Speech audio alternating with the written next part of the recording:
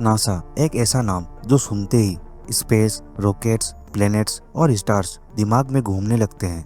लेकिन सोचो, अगर नासा सिर्फ अंतरिक्ष में नहीं बल्कि समंदर के अंदर भी रिसर्च कर रहा है। हाँ, वही नासा जो मार्स पर लाइफ ढूंढ रहा है। अब वो अर्थ के डीपेस्ट ओशन में घुस चुका है। पर यहाँ सवाल यह उठता है कि क्यों एक स्पेस एजेंसी को डीप सी में क्या इंटरेस्ट हो सकता है? क्या वो वहाँ पर एलियन लाइफ ढूंढ रहे हैं या कुछ ऐसा जो अभी तक किसी को भी नहीं पता चला है? आइए जानते हैं ऐसा क्यों है। ओशियन और स्पेस ज़्यादा दूर नहीं है। नासा के वैज्ञानिकों का मानना है कि जो एक्सट्रीम एनवायरनमेंट मार्स या यूरोपा जैसे प्लैनेट्स पर ढूंढ रहे हैं, वैसा ही एनवायरनमेंट हमें अर्थ के ओशन के अंदर भी मिल सकता है। डीप सी में जीरो सनलाइट होता है और एक्सट्रीम प्रेशर मौजूद होता है। वहाँ का तापमान भी जमा देने वाला होता है और वहाँ के क्रीचर्स बिल्कुल अलग होते हैं और उनकी सर्वाइविंग कंडीशंस भी बहुत मुश्किल होती है। यही वो वातावरण है जो हमें एलियन लाइफ सर्च करते वक्त स्पेस में मिल सकता है।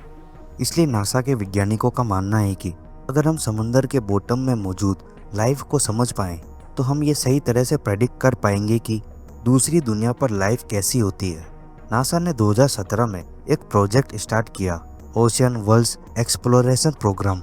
इसका फोकस था अर्थ के ओशियंस और जुपिटर के मून यूरोपा जैसा आइसी वर्ल्ड ढूंढना। नासा के टूल जैसे robotic submarine, deep dive sensors और प्रेशर रेजिस्टेंट ड्रोन्स पहले समुंदर के अंदर ही टेस्ट होते हैं और फिर उन्हें स्पेस मिशन के लिए भेजा जाता है। तो डीप ओशन उनका एक ट्रेनिंग ग्राउंड भी है। जैसे मार्स पर लैंडर भेजने से पहले उसे डेजर्ट में टेस्ट किया जाता है, वैसे ही यूरोपा पर जाने से पहले वहां भेजे जाने वाले टूल्स को डीप सी में टेस्ट किया जाता है। और डीप सी में नासा को एक और फैसिनेटिंग चीज मिली है, हाइड्रोथर्मल वेंट्स। ये अंडर वाटर वोल्केनो जैसा होता है जहाँ से हीट, मिनरल्स और गैसेस निकलते हैं। और सबसे अजीब बात यह है कि अर्थ के कुछ हिस्सों में जैसे डीप ओशन के अंदर जहाँ सूरज की रोशनी कभी नहीं पहुँचती, वहाँ भी लाइफ एग्जिस्ट करती है, सिर्फ अर्थ के अंदर की गर्मी और वहाँ मौजूद केमिकल एनर्जी के जरिए। जहाँ ऑर्गेनिजम्स एक्सट्रीम एनवायरनमेंट में रहते हैं, वहाँ का तापमान भी बहुत ज़्यादा हाई होता है और प्रेशर भी। इसी वजह से नासा के वैज्ञानिकों का मानना है कि अगर यहाँ लाइफ हो सकती है तो किसी और प्लेनेट पर भी हो सकती है।